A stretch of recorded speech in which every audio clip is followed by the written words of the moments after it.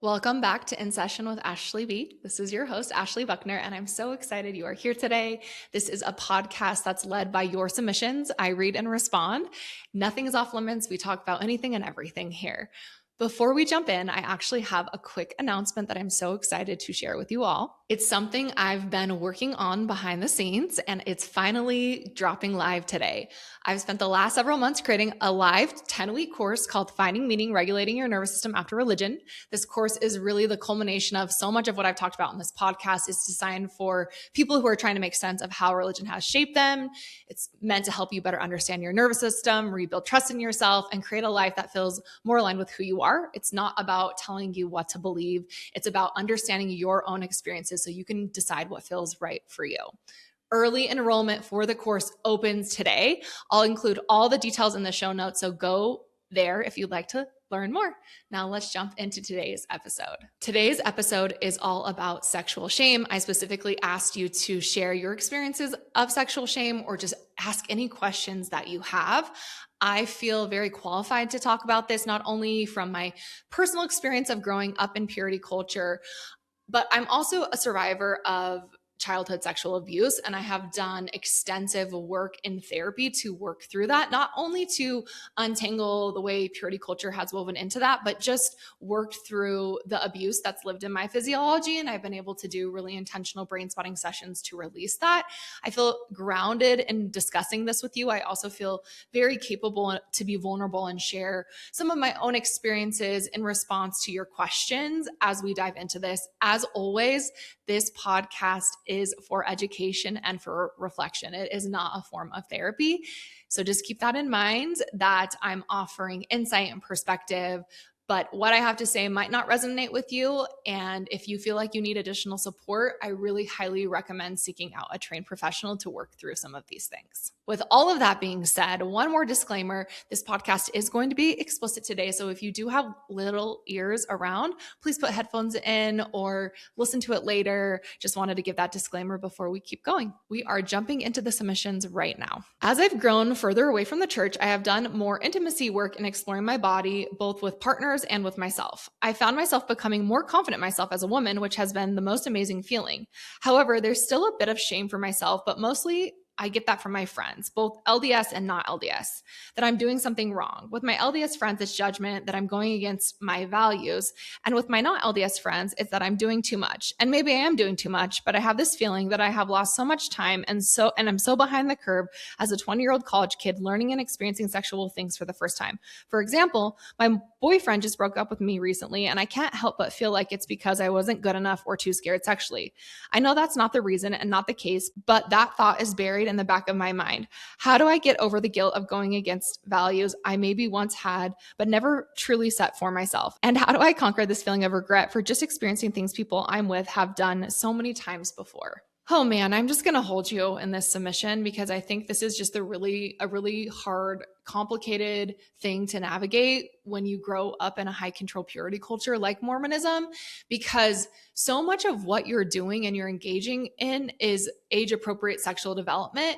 And I think another thing to keep in mind is that when you grow up in a very strict purity culture, sometimes you can go above and beyond what that is. And I'm not saying that to judge you, because I actually don't know if that's necessarily the case or what's happening, but I'm just going to reflect some of my own experiences. So I grew up obviously in purity culture, and it really kind of impacted my relationship with myself and my body. And I actually think I had a hypersexuality because of it. And so I didn't have regard for my body. And that led me to get into some very precarious sexual situations that, had I not been raised in purity culture, I don't know if I would have ever got into. And so I just share this with the idea to keep in mind that you are being safe and you are making choices that are in alignment with you and with your body, because I think it's it's totally okay. I mean, it's more than okay to explore your sexuality and to have fun, but also making sure that you're consenting to what you're doing and that you're being safe and you're being smart and you're not getting yourself into a situation that you don't want to be in. And maybe you're not doing any of those things. Maybe you're honestly just being a sexually curious human and having so much fun, which I fully support. I think this idea that you need to be a virgin when you get married is honestly gross and disgusting and like not okay, because sexual development is a part of who we are. Our sex hormones turn on at a very young age, and we want to start to curiously explore that. I think, if you're feeling judged by other people, what comes up for me is how are you judging yourself? Because I feel like other people's judgment towards us really hurt more when they're holding up a mirror of how we're treating ourselves. And so just kind of being curious about your own sexual shame and how are you working through that? How are you untangling that in your nervous system? It's obviously complicated, but I think that what it comes down to is how do you feel about yourself? How do you feel about your sexual identity? How do you feel comfortable in your own skin? And are there things that are dysregulating you in that? And when you said, how do I conquer the feeling of regret? It's a hard one. I think part of it is also too, you're only 20 years old. I think you said you're in your 20s. You said a 20-year-old college kid.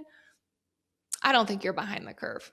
I think you're right where you need to be. And maybe you're behind the curve in the sense that you didn't have like the education or the openness in the culture you grew up in. And maybe you grew up with a lot of shame, but I also think this is a really great opportunity for you to figure all of these things out and make mistakes. And I will be the first to tell you, I had a very promiscuous past. And I can tell you, I don't regret it at all. Are there things I would do differently? Yes, I would do things differently. Absolutely. Because I think a lot of my, sexuality came from a place of shame and not actually a place where I wanted to be, like, especially if I think about my sexuality now. And in the same breath, I hated myself for a very long time for my sexual behavior. But part of my healing has been like, oh no, I was like, I was just being a normal 20-year-old exploring my sexuality. And also I had this element of purity culture and shame that was governing my actions. And so by kind of tapping into that and recognizing that I had a lot of grace and compassion for the choices that I made, even if I did make a lot of mistakes, has made it really worth it. And I've been able to take a huge piece of ownership for that part of my story and can say that I'm like very comfortable in my body because of it. So I think like the caveat being you are probably going to mess up. You're probably going to do things that you don't like later on in life, but that's just kind of how life works, is that we make mistakes and we kind of have to reconcile it. I think I also get curious if some of the shame and judgment is just coming from this culture that you grew up in that basically told you what sex should be. And I think I'm going to apply this to all religion, not just Mormonism, but any religion that's controlling sex is a really big red flag for me. Because why are we controlling people's sexuality? Like, what is the purpose of it?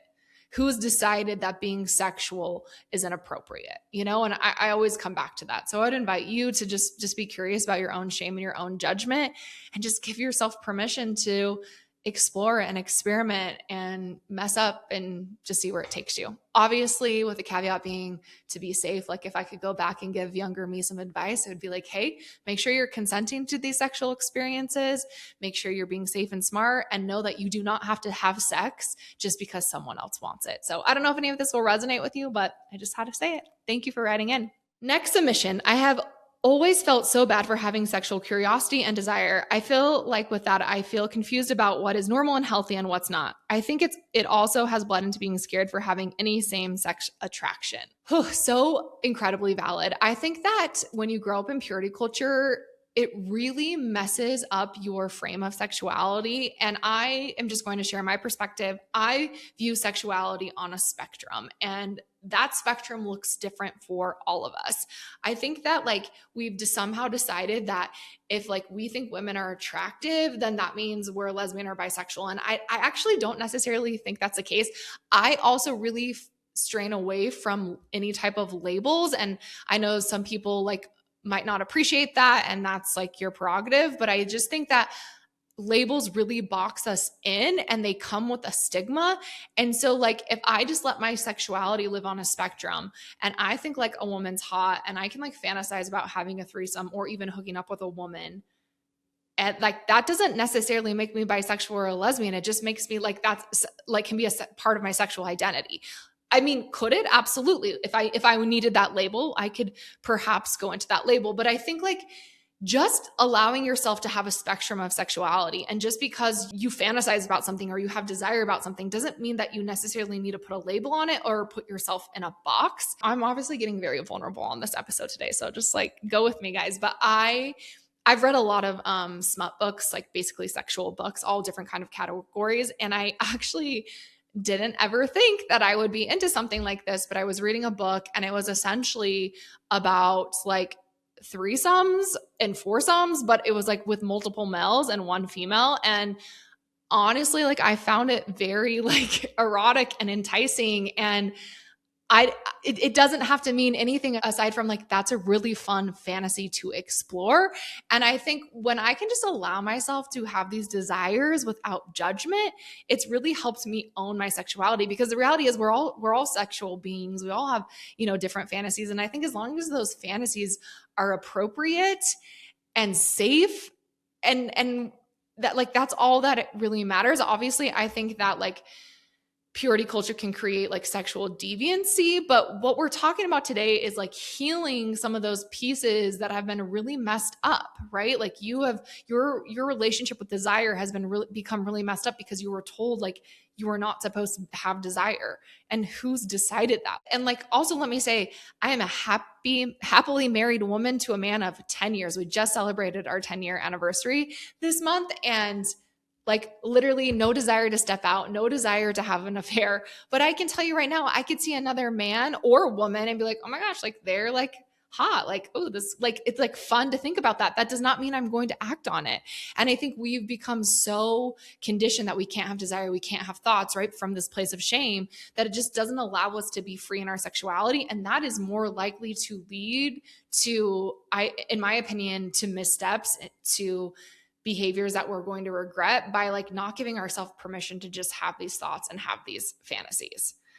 Hopefully this helps. I don't like to give certain things black and white answers. Like this is what is healthy, this is what is not healthy, especially when it comes to sexuality, because sexuality again is on a spectrum. And I think it's a personal thing. What I find desire in, like my fantasies, you might listen to my fantasy and be like, girl, you're weird. Right? Like that's totally fine. Like letting those fantasies be something to be curious about, letting desire be something you're curious about. If you are attracted to females or males or like both, just being curious about that and allowing that to be what it is. I think religion has really perverted sexuality and created it into something it's not. And that's again why we see, I think, really scary like sexual deviancy, like abuse and harm and, pedophilia and all of that. But in my opinion, that stems from a culture that's repressed sexuality and caused deviant behaviors. And so that's the unhealthy side of it. That's not what we're talking about right now. We're talking about just being curious and open when it comes to your sexuality. Next submission. I have a very safe, healthy partner, but every time we start attempting intimacy, I feel full panic and have a stress response. In the beginning, I wonder if I had been sexually abused as a child and blocked it out because my response was so similar to a survivor. As time went on, I found myself accepting the possibility of the response coming from purity culture. And you're exactly right. Actually, purity culture can be a form of sexual abuse in and of itself. It's really common that I work with people who grew up in just purity culture and they display symptoms of sexual abuse survivors. So they weren't actually physically assaulted, but because they grew up in such a high control purity culture, they had symptoms that mimicked what sexual abuse survivors have. And I think really looking at it from this lens makes a lot of sense, because if you think about it, when you're taught from a very young age that certain parts of your body are sinful or shameful, or that you can't have desire, right? All of the things we're talking about today, that's likely going to code as distressing in your nervous system, because something that you're biologically designed to do is now quote unquote unsafe. And I do think that really impacts intimacy. I actually really picked this submission because I'm going to be honest, it's something I am working on and have been working on, especially since I had children with my husband.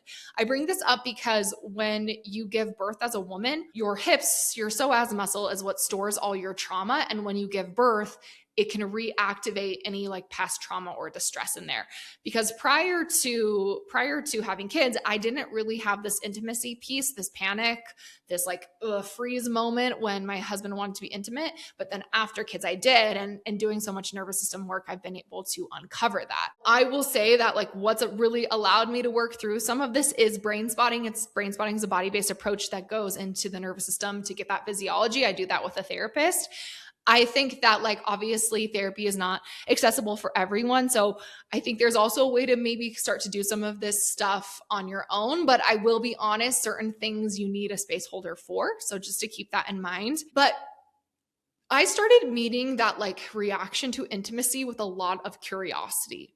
And that's what I do in the brain spotting sessions with my therapist is I just noticed like my husband will like basically indicate that he wants to initiate sex. And I was going on into like a full freeze response, like, nope, like I can't do this. And as I've actually curiously really dove into that, both in therapy and out of therapy, I've realized it's almost like a jealousy thing within me that he can just be able to initiate sex and I can't, like that he gets to be free to want to participate in this like actually very fun thing. And that's harder for me to do.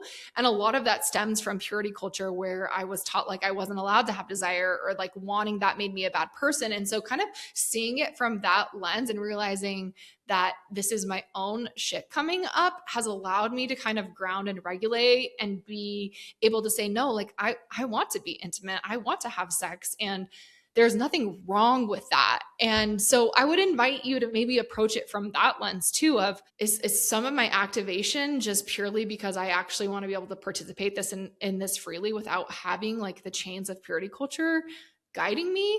I also think if you're having a panic response, really trying to ground and regulate your nervous system because your body's going to what's called a flashback. It's being activated by something that's not presently happening, right? Purity culture and growing up in that culture is something that was like ingrained in you probably throughout most of your childhood, but now you're an adult in a safe relationship and that's not the case anymore. So you need to ground when your nervous system's in a flashback, you need to let it know it's right here. So sometimes I'll just like be like, okay, like I'm actually with Dallas, who's my husband.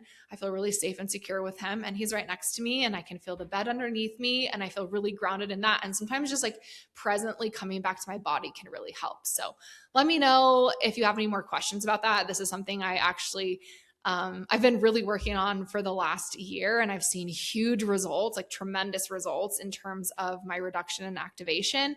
I actually recently did a therapy session where like my husband had closed the bedroom door and I knew he wanted to have sex and I literally lost it. Like I was like, oh, no. And my like trauma response is to be in control and try to like control it and make him the problem. So I knew it wasn't him and it was something I needed to target. So I actually targeted that in a brain spotting session. And what came up was even me not feeling deserving or worthy of having this sexuality, of wanting to be this sexually free being. And that was really profound for me to realize like, no, I am worth it. Like being sexual is a part of what makes me human and that's okay. Thank you so much for writing in and for sharing. Next submission. I sometimes wish I experimented before marriage. Not that I'm unhappy, but I never had any normal sexual experiences before marriage. The most I ever did was make out and go on a few dates. I never had a boyfriend in high school and now I have a spouse and sometimes I just want privacy instead of engaging in sex with my spouse. And even when I do engage in sex, I struggle with being perceived at all. I struggle with my sexuality and I fear becoming pregnant. Even though I'm almost 29, I don't like talking or joking about sex, even with my best friends, because I'm not used to anyone perceiving me in a sexual way or that being the new normal. I can't turn off the part of my brain that still sees sex and pleasure as sinful, especially if I get myself off when my spouse is away. The other part of me that wants to be seen as a mature and sexual woman/person gets overshadowed by the part that doesn't feel like I can be that kind of person. I know I don't need permission, but I might actually need permission before it feels okay. I don't know who I'll be if this shame around sex never goes away, or if it does, if I'll be able to recognize myself. I'm probably undiagnosed autistic if it wasn't already obvious. Thank you for reading. Thank you for sharing and writing in. And thank you for like sharing your neurodivergency. It's so welcome here, and it's all really complicated and complex. I think the thing that stood out to me the most when I was reading your submission is I'm hearing the shame. Like I can just really feel the shame in what you shared, like even the shame around like getting yourself off while your husband's gone. And just like, I think that to me is the piece I would really invite you to start with. And shame is one of those things that just gets louder and stronger the more we shove it inside of ourselves. So I think finding even just one safe person to talk about it and be vulnerable about what's happening for you could be really powerful. I mean, I think that's even what you did right here by sending in this submission.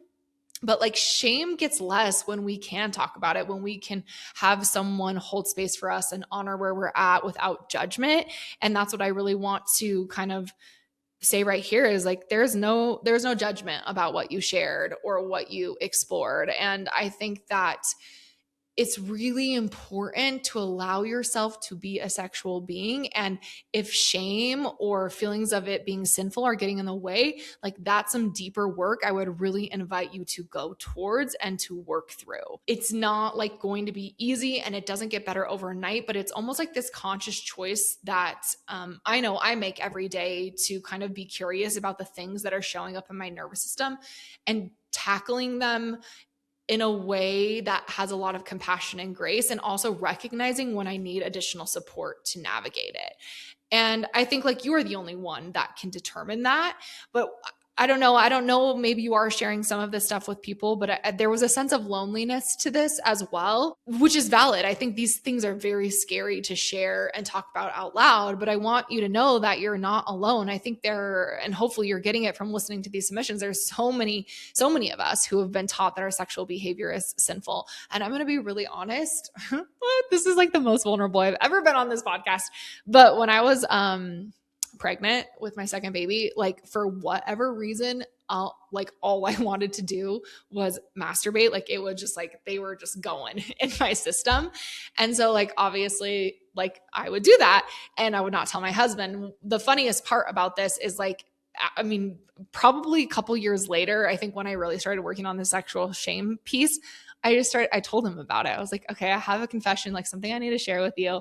Like I was just doing this basically every day while you were at work and while our other son was napping. And he just started laughing and he loved it. Like he thought it was so hot. And I was like, oh my gosh. And now my shame just dropped a little bit because my husband has no judgment for me pleasuring myself. And like the only one who was having judgment for me pleasuring myself was me. And so I think like those conversations are scary to have. And maybe your partner isn't as open as my husband. My husband wasn't raised in purity culture. He's not Mormon, right? So we've gotten to a place in our relationship where we just can talk about sex all the time and talk about sexual things all the time. But like, to me, it's just an example of how like shame gets less when we talk about it. And I think it's normal, especially when you've grown up in purity culture and you're kind of discovering your sexuality, to have a lot of shame around it. And so it's so important that you find a way to release that from your system. And if talking about it isn't an option, I would invite you to be curious about other ways to move through it, whether that's like through movement or just intentionally kind of like cleansing your system. Like sometimes it can be like shaking it out of your body and shaking your hands. Sometimes it can be just like some breath work around it. I mean, there's so many different ways to start to like connect with the parts of us that are difficult, that actually we don't have to just like go sit and be ashamed. We can start to be curious about moving them and exploring them. I think, like I'm not trying to like plug my live course that I'm offering, but I'm not specifically going to be talking about sexual shame in the course, but I'm going to talk about a ton of nervous system tools to help regulate your nervous system, to help do some of this stuff, like all of the things that I have incorporated in my life since I left Mormonism 18 years ago to help me find more regulation, plus bringing this lens of therapy and nervous system and brain spotting and trauma into the conversation. So the course might be a great place to start if you're not ready to like confide in other people or share this with other people. Just wanted to share that as a resource as well. Thank you for writing in. Moving on, we are cruising through these. I have so much to get through, so I'm going to do my best to get through all of them. I just also want to say right here before I forget that if I do not get to your submission, I don't read it out loud here. Please know that I read it privately. I did read through every single one and I did witness you. And if I had the capacity to read every single one on this podcast, I absolutely would. And I just want you to know that if your submission does not get read today, just hopefully some of the things we're talking about, you can feel and connect with, and also just like keep writing in. And the submission link to Ask Me Anything always lives in the show notes. So I just also wanted to say that before we move on. Next submission: due to a mix of CSA ages 10 to 12, family, purity culture, and personality, I had extreme sexual shame for my desires. All normal, I know now. My first partner after marriage and now ex was so antagonistic to my interests that I spent 19 years cultivating the idea that my sexual needs should always be a distant second to my partner's. I've yet to find a partner that doesn't eventually exploit that. Working on healing myself is a priority, but I'm curious how someone finds and cultivates a partner that gives space to express desire without shame. Thank you so much for writing in and for sharing. And as a fellow childhood sexual abuse survivor, I'm just like sending you a big heart hug right now. And just like in combination with all of the things you said, it can really kind of make the symptoms of sexual shame extremely intense. I will say that I will just like acknowledge, and I want to own that I carried that sexual shame for a very, very long time. Probably, I think there's still pieces that I'm working through, but it wasn't until I actually met my now partner when I was 24 years old that I think I started to feel less of that. I think the biggest piece that's coming up for me in this question, especially because I would say that I have a partner that I feel very, very safe with, and that I feel very comfortable sharing, all types of things with, and working through like a lot of my sexual shame with. The biggest difference in my relationship with him and other relationships was the year before I met him. I invested in doing a year of work on building my relationship with myself. And this was before I like knew what nervous system work was. So I wasn't doing anything nervous system related, and that's all come later on. But like I was 23 years old. I was living in San Diego. I was in graduate school studying to become a therapist, and realized real quick that if I was going to be a therapist, I needed to do my own inner work. And so I started to explore what that would look like. I actually read The Gifts of Imperfection by Brené Brown, and it shifted a huge part of my life because it finally gave me language for the shame that I had been feeling. It was not even about childhood sexual abuse. Like I hadn't really like uncovered that part of my journey yet, but I had started to kind of understand shame and worthiness. And so I just like set an intention that year that I was going to be vulnerable and open with myself and build a relationship with myself and get out of my comfort zone and do things that I wouldn't normally do. I think I was seeing a talk therapist at the time, but like so much of this was just like building a relationship with myself and breaking some of the patterns that I had been participating in before. And I think this is what's like really important because, and now like I'm going to throw in a nervous system lens, our physiology will seek out what it knows. And this is unconscious. Like, so, you said you keep running into this dynamic in with your partners. And I think if you haven't kind of worked through that dynamic within yourself and kind of started to rebuild and repair the relationship with yourself, you might still be unconsciously seeking that out in relationships because your needs are just as important as your partner's needs, and they shouldn't be sacrificed. And yet I think when we have like unconsciously always sacrificed them, it's easier to fall into that dynamic. Like I would say that was like the biggest piece before I met my now husband. And then I'm not going to say that the last 10 years of our marriage have been like perfect without bumps, but like that's something we've both committed to, is doing our own inner work so that we can show up in the relationship.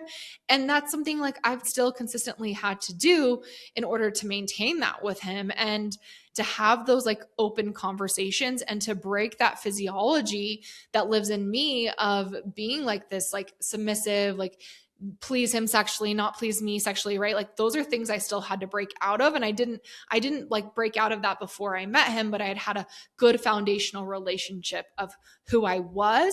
And then the safety in our relationship has allowed me to really work through those patterns and own my sexuality.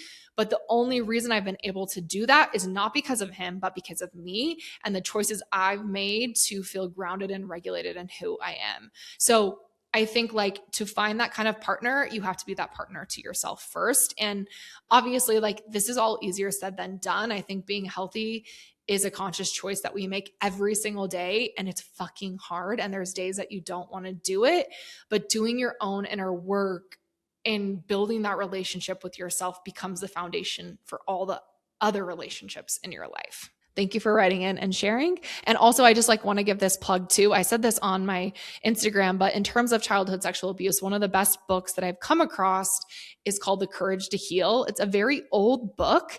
I think it was probably written in the 80s, but it is so survivor friendly and it's very easy to read and it goes very slow. And it was extremely helpful for me in understanding my sexuality post being a sexual abuse survivor. But it also just gives really beautiful exercises and journaling things to kind of help work through this. So obviously if therapy isn't an option, then I would recommend doing some of this work with a therapist. But if that's not an option, this book is such a great resource. And I think if you grew up in purity culture and you weren't actually even physically assaulted, this book can still be extremely supportive to help you understand the symptoms of sexual abuse. So I just wanted to plug that here before I forgot. Moving on to the next submission. We are just cruising today. I don't remember losing my virginity. I remember me and my high school boyfriend got close all the time. And then I remember us just having sex all the time. I don't know when I finally said yes. I don't know how it felt for me, if I was scared or excited, or if I told anyone after it happened. I do know I wasn't forced and our relationship was always good. But I do remember driving home crying after every time we had sex, asking God to forgive me and to please take these urges away from me. Yet I was always all for it when it was back to just me and my boyfriend. I think I just blocked it out and my brain won't let me remember the actual time I first had sex. Too much shame, probably. I'm going to say that you are trust your instincts, because I do think that that's what this is, too much shame. And when our nervous system is very overwhelmed and there's a lot of distress, it will dissociate. It is a way that we survive that distress. And so, you're participating and you're having sex with your boyfriend that clearly you wanted to have, your body's having this incredible reaction. And then it almost is your brain comes back online and all of that trauma and all of that shame and all of that purity culture messages are so overwhelming that you almost just have to dissociate and disconnect from it. And I think that's a very real consequence of growing up in purity culture, is that it that to me is an example of how it creates trauma in the body, is that it allows us, it will make us dissociate from age appropriate sexual experiences that were never bad or never shameful or sinful, right? But because you were taught from such a young age that these things are bad, your nervous system can't handle it. So it will disassociate or block things out. And I think that's just something I would invite you to be curious about. And if that is something that's still impacting you, it might be worth doing some nervous system work around. But thank you for sharing. I wonder if this submission will relate with other people. Moving on. As someone who is a sexual assault survivor, I have always felt guilt and shame around sex. Especially growing up Mormon, I was made to feel like it was my fault and the sexual assault was a sin on my part. Even after being married, I have no sexual desire because of the guilt and shame I feel around sex. What is the best way to get past the feeling and work through it? I'm in therapy, but it's something I hate talking about because of how triggering it is. I know I will need to talk through it, but what advice do you have to help in the day-to-day dealing with it? I'm going to blow your mind when I say this. I actually do not believe you have to talk about it to get through it. I know I've been on here talking about how shame gets less when we can talk about it. I absolutely believe that.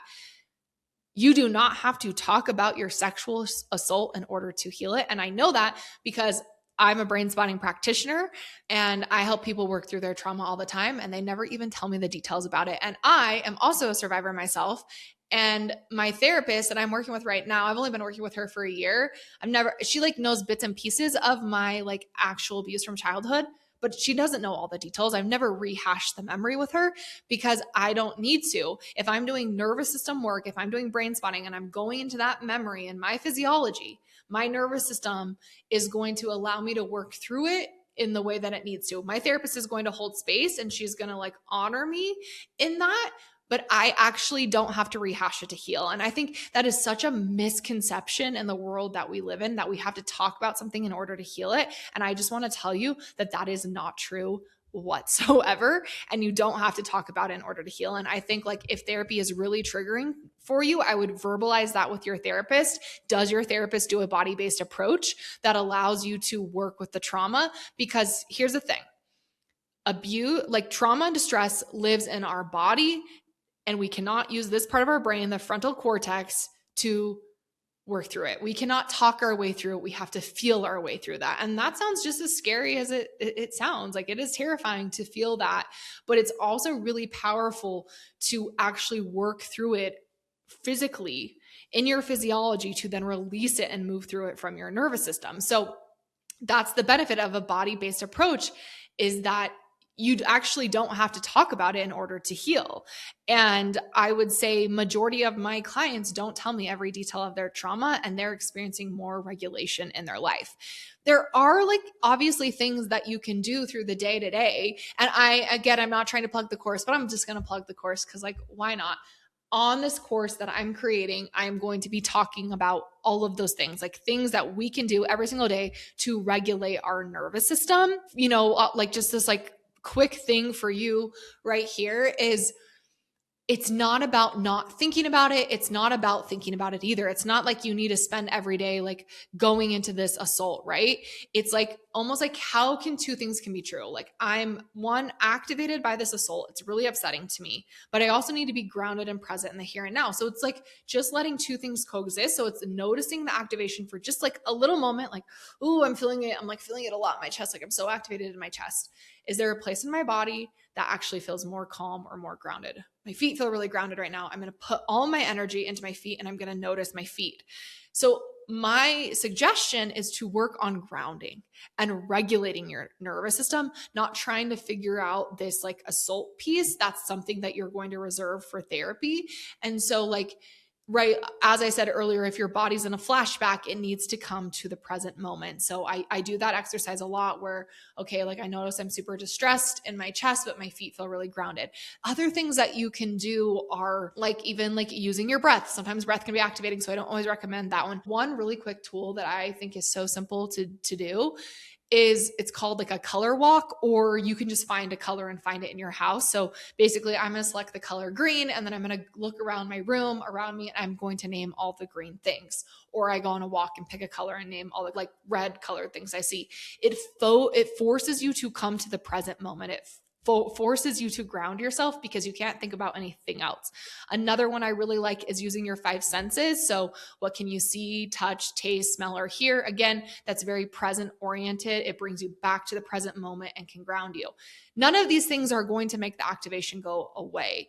And that's what I really want you to sit with, is that we're not trying to make the activation go away. It's just a manifestation of our nervous system. We're trying to build a relationship with it. And sometimes the relationship with it is just learning how to regulate, like how to coexist with it. Like, I can feel activated, but I can also use my five senses and be present in the here and now. And again, all of this stuff I'm going to expand on a ton in the course. So just like check the show notes, look at the link, and see if that's something that aligns with you. Thank you for sharing. Came out bisexual after I left the church, married with children. Emotional connection makes me feel safe enough to feel turned on, having a hard time navigating that while exploring my sexuality in the realm of my marriage, where I do feel emotionally safe. I love this for you. Thank you for sharing. And I celebrate that with you. I celebrate that you have a safe partner that you can explore this with. And I would invite you to be really curious and open about what that is. Like, if you're bisexual and you are like, what does that look like? What does that mean for you?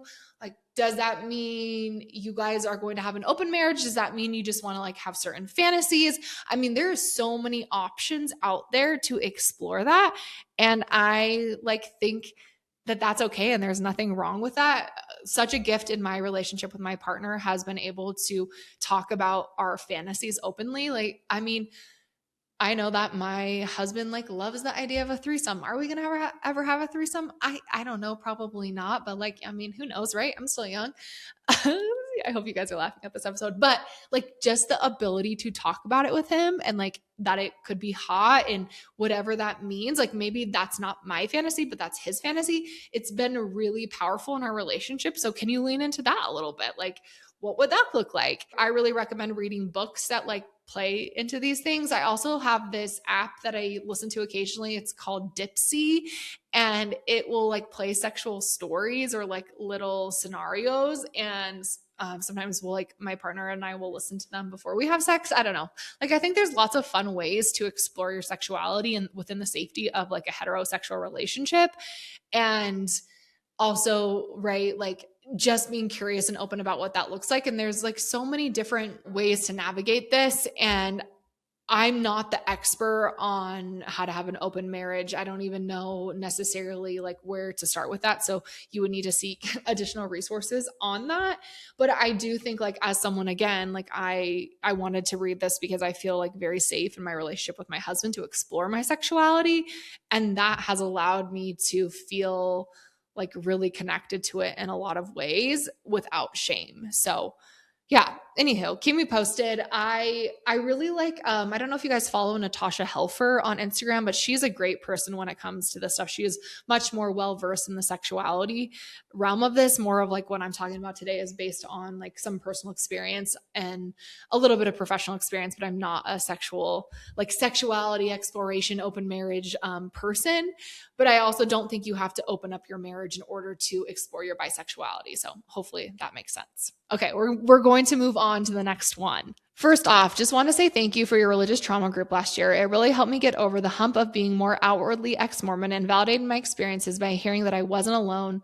The space you held and compassion you showed was and is still so precious to me. Thank you. Oh, thank you. And I just like want to give a shout out to this group that I did last year because this group became the foundation of the course that I've been talking about a lot today. So just wanted to let you guys know that if you're listening, that I couldn't have built this course without you. The submission continues. Sex and sexual shame are so complicated for me. I'm in my early 40s and I never understood why women get treated so poorly for having sexual experiences or even desire. I feel completely robbed by purity culture. As a teen growing up in the Mormon culture in Utah, I ended up having sex with my longtime boyfriend because I, 1, wanted validation, 2, felt like I was responsible for his feelings and he wanted to have sex, 3, never learned that I could just say no. Holy fawn response, Batman. No one knew we had sex and I still got labeled a slut. Make it make sense. Honestly, I would really have enjoyed sex if I hadn't felt so much shame and like I was just committed a sin next to murder. This is where I start feeling robbed, like I never was able to embrace or fully experience my own sexuality. And damn it, I was hot. On the flip side, my husband, not my first, has had one-night stands, affairs, and premarital sex. Not a single person has shamed him. Why is it okay for him to have those experiences, but my sexual past with committed partners is looked down on even by him? He literally will ask me about positions I like and who I did them with or how I know I like them and then not do them. I don't get it. Obviously, I've stopped answering any questions like that because my past becomes a weapon. He also told me once that he feels robbed that he never got a pure virgin in any of his sexual encounters. Girl, this is a lot, and I hope you can help me unravel any of it. The whole thing makes me reluctant to enjoy that part of myself at all. Okay, yes, there was a lot there, but that's okay. Thank you for sharing. I mean, I'm so here for it. That's what this podcast is, right? Is to say whatever is coming up. And I'm going to put this really gently but directly to start. Your husband's behavior is very inappropriate. And to me, there's some things that he has not unpacked or dealt with when it comes to sexuality and like women's sexuality and what you are deserving of, because I think it's absolutely disgusting that he is using your past sexual experiences against you and then not like participating in positions that he knows will bring enjoyment to you. And also this comment about not having a pure virgin is just giving me a lot of red flags in terms of like, what is he not dealing with in that realm of purity culture? So I just really have to start there. And that was a little direct, but I'm a direct person and I say the things out loud that I think need to be said out loud. So just know that I mean it very gently and lovingly, but also like, I don't think that his behavior is appropriate or okay. I wanted to talk about like this piece that you shared about feeling like you were robbed and you never really got to embrace your sexuality. I also wanted to talk about that because I really relate to that, especially now as someone who feels very comfortable in my sexuality, that like I often like, oh my gosh, if I could go back in time and like be this like sexual being that I am now, like what would have that been like? And obviously I think it's normal to have those thoughts and regrets. And then I also always come back to like, well, I'm only the person I am today because of the experiences that shaped me, that got me here. So it's like, just like this constant back and forth. But, I do think that there's like almost some healing and reparenting that has to happen in that lens. Like even going back to that like high school you or that younger you and being with her, and what would you say to her knowing what you know now? Like how do you see her and respect her and honor her and like give place for her story? Because I think it's real, and you were allowed to enjoy sex, and unfortunately you didn't get to enjoy sex because of the shame associated with it, because you'd been told it's a sin next to murder, because you felt pressured to participate in it, right? The fawn response is very real. I like resonate with that so much. I think even after I left purity culture, I was fawning all the time and getting myself into like precarious situations that I didn't want to be in because of that fawn response. And so like I think there's a lot of reparenting and healing that has to go on. We have to go revisit those parts of ourselves to start to kind of tap in to working through that, because those parts are worthy, they're valid, and their experiences were real. So I would also I'm just really curious about any parts work that you've done. I really recommend the book by Richard Schwartz. It's called No Bad Parts. If you listen to it on audio, he actually does exercises in it that like are kind of like focused mindfulness exercises that you can go into and work with those parts. So it might be a great resource. It might not be. Like, I just want to reiterate so much of what I've said throughout this entire episode, but like so much of our relationships with other people are contingent on our relationships with ourselves, and like how we're treating ourselves and what we're allowing, what treatment we're allowing towards ourselves and our bodies and our sexuality and all of those things. So like some of this foundational work starts with you, and you repairing with those parts of yourself that maybe have shame or have been impacted by purity culture in a harmful way. And also too, like recognizing that if you have that damage and then you have a partner that's treating you in the way that you've been treated, like it's going to make it feel even worse because it's like a double wound. And so, starting again with that relationship with yourself. And also, I think it's appropriate to have like boundaries with your husband. I would vocalize and say, I'm not sharing sexual experiences with you anymore because you use them against me. And having a conversation, like, I think that like, if I could say one thing about my relationship with my partner and when it comes to sex and sexual shame, we have open conversations about sex all the time. And I say things all the time, and he says things all the time. And it's hard sometimes, and it's really uncomfortable, but it's been essential to navigating some of this stuff, because I will be honest, men grow up in a very toxic masculinity culture, and there's pieces of that lingers in the best men. Like even my husband, who I said he doesn't have purity culture, he doesn't have that stuff, but he still has like some of these absurd ideas about women and sex too. Like they're just ingrained in who he is. And the only way we work through that is by confronting that together as a couple, as a partner. We have very honest conversations with each other. And I think it's impossible to make strides in your relationship without those conversations, without being open and vulnerable about things like sex and intimacy. So I really just want to vocalize that, because I don't think that some of the things that he's saying to you are okay. And I'm curious about like, how are you holding those boundaries with him? What are you saying to him? And I think if you're like, I'm not doing anything, then I would come back to like, what's your relationship like with yourself? What are you doing to navigate that relationship with yourself? How are you honoring, your own body, your own sexuality, your own history? Because that work is so important. Oh my gosh, I cannot believe how much ground I covered in 51 minutes.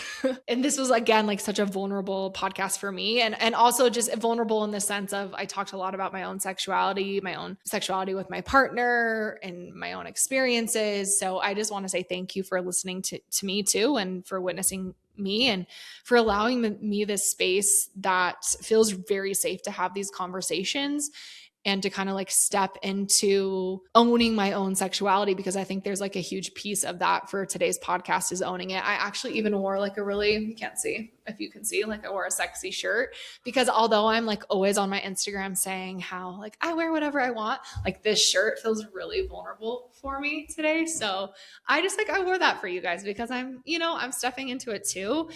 And again, like, let me say, I don't have all the answers. I don't know everything. I am bringing like my insights and expertise and stuff about the nervous system into this podcast, but I'm also just like a human with lived experiences. And I will own that I've done a lot of work around this. It's something that I've been really passionate about healing within myself. And so I'm honored to share that with you.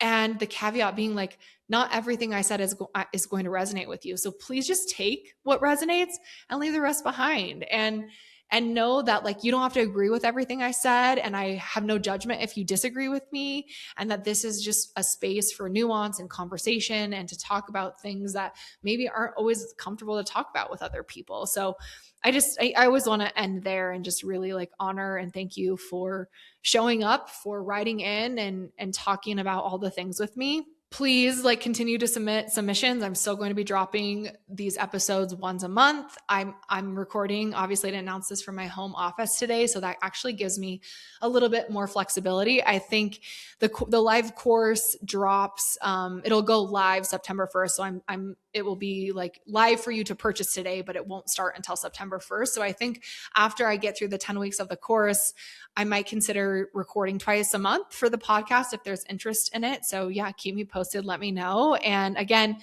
check the show notes for this, the link to submit questions here, the show notes for the link to the live course that I'm going to be offering. And I will be back next month, and I can't wait to chat with you all. Thank you so much for listening today. We'll talk soon.